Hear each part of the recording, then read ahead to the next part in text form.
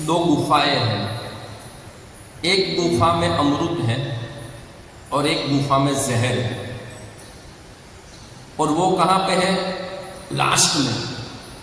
पूरा गुफा का रास्ता बहुत ही लंबा है।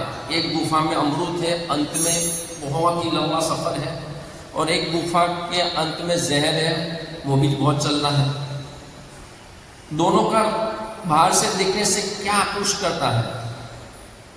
अमृत की जो गुफा है वहां पे बाहर अंधेरा है, कुछ दिखाई नहीं दिखा, आगे रास्ता है या नहीं है, बिजली है या नहीं है, जानवरों की आवाज आती है, डरावना माहौल है। और एक तरफ जो जहर वाली गुफा है वहां पे पूरा लाइटिंग है, शोर बकोर हो रहा है, नाच गाना हो रहा है, सुगंधित द्रव्यों का सुगंध आ रहा है, मस्ती चल रही है। दो गुफाएं, एक अंधेरा है और वहां पे नाच गाना चल रहा है।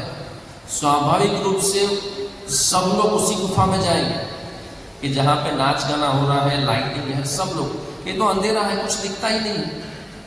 कोई विरला ही होगा जो उसके बुजुर्गों से पूछेगा कि पिताजी, दादाजी, ये दोनों गुफा इतने सालों से है, लोग चाहते हैं वो लाइटिंग करके बाहर ही नहीं आ पाते हैं।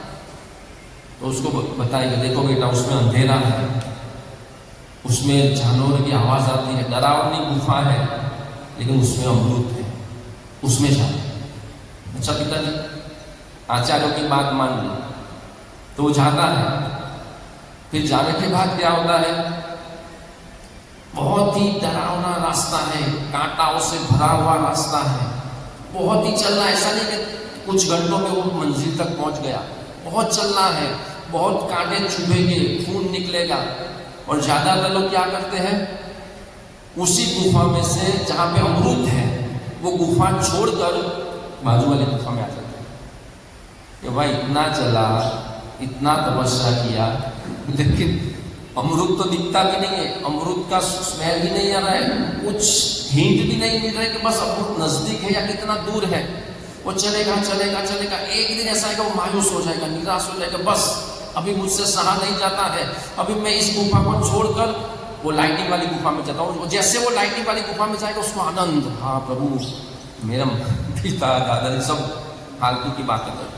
वहां पे मैं इतना दिन चलता रहा, कांटे चुभे, ये जानवर परेशान के, इतना परेशानी हुआ, अमृत का एक बूंद नहीं मिला, और यहाँ पे तुरंत ही अमृत जैसा लगता है।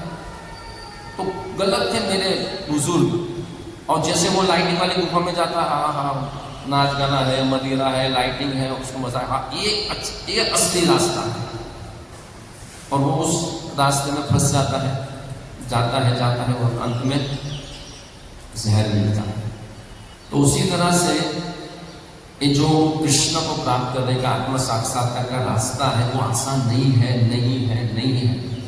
और जैसे जैसे मंजिल अमृत की नजदीक आती जाएगी वैसे वैसे तपस्या और बढ़ती जाएगी, और ऐसा लगेगा, कई बार लगेगा, छोड़ो हरे कृष्णा को, वापस आ जाओ, ये फिल्म देखो, जो भी है, नाच गाना देखो, पार्टी सार्टी करो, दारू पियो, इसमें मजा नहीं आता है, कितना स्ट्रगल है। लेकिन उसको पता नहीं कि वो रास्ते में आगे ही अमृत है। लेकिन हम लोग, बहुत से लोग उस गुफा में से बाहर निकल जाते हैं, लेकिन हमको समझना चाहिए कि वो गुफा को छोड़ना नहीं है, उसी में अमृत है। इसलिए भगवान भगवद गीता में कहते हैं कि सत्वगुण जो सुख है वो शुरू में जहर लगेगा, लगता है जहर। और रोज सुबह 4:30 बजे यहाँ पे मंगला आरती में आना, ठंडी है, बारिश है, तूफान है, यहाँ पर आना, रात को कभी सोते हुए 11 बज जाते हैं, 12 बज जाते हैं।